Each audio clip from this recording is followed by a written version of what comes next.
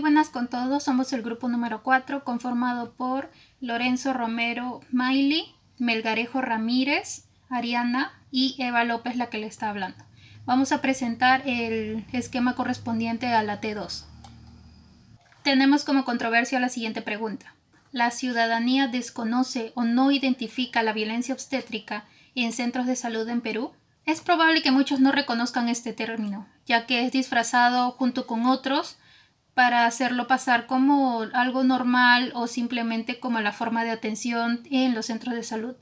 Como el mismo término indica, la violencia obstétrica se refiere a todo trato que vulnere los derechos de las personas, todo trato discriminatorio y que pueda afectar tanto de forma física como emocional a la persona.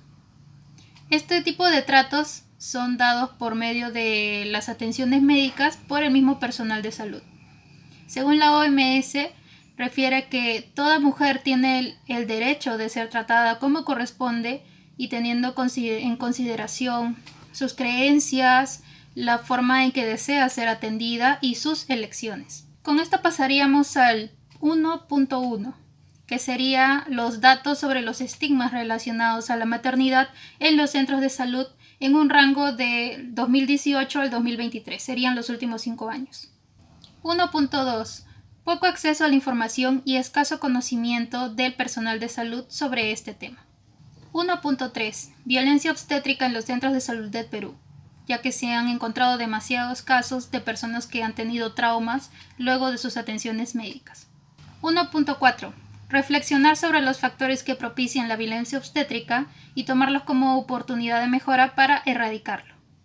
1.3. La tesis que manejamos es la siguiente. La ciudadanía desconoce la violencia obstétrica en los centros de salud de Perú. Llegamos al punto 2 con el desarrollo de argumentos. 2.1. En el argumento 1 presentamos que no todos los trabajadores de salud conocen sobre la violencia obstétrica, por ende no van a poder informar a la población. Punto 2. La falta de información precisa sobre violencia obstétrica como una idea principal. 2.1. Violencia obstétrica en hospitales de Trujillo como idea secundaria. Por medio de una encuesta en los hospitales de Trujillo, se revisó que a las mujeres que recientemente habían dado a luz, sea por parto normal o por cesárea, habían vivido experiencias traumáticas. Esto se relaciona con la violencia obstétrica.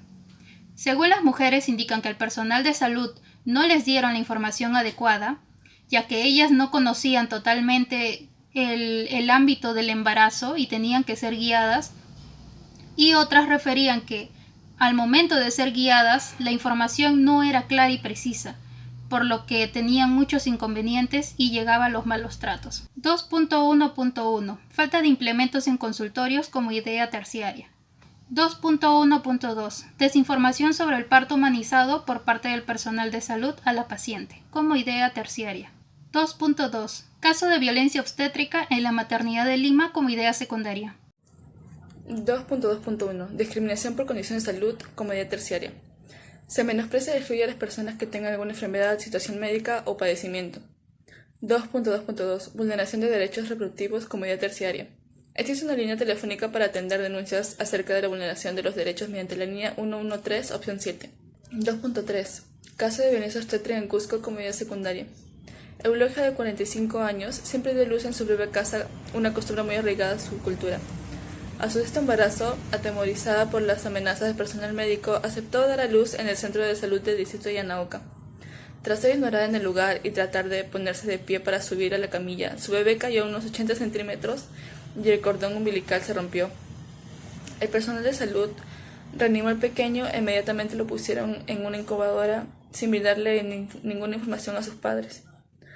Producto de la caída, el bebé sufrió un severo daño cerebral que le impediría caminar, comunicarse y ver durante el resto de su vida. 2.3.1. Agresión verbal por parte del personal de salud, como idea terciaria. Eulogia cuenta cómo un personal de salud médico le faltó respeto, gritándole, ya que ella solo le dijo que su bebé no se movía, y el doctor le respondió de una manera déspota. Ella se fue a denunciarlo, pero cuando volvió al centro de salud empezaron las amenazas hacia su persona. 2.3.2. Manipulación y vulneración de derechos humanos como idea terciaria. 2.2. ¿Por qué aún existen prejuicios y deshumanización vinculados a la maternidad? Punto 3. Prejuicios, deshumanización y violencia obstétrica vinculados a la maternidad como idea principal.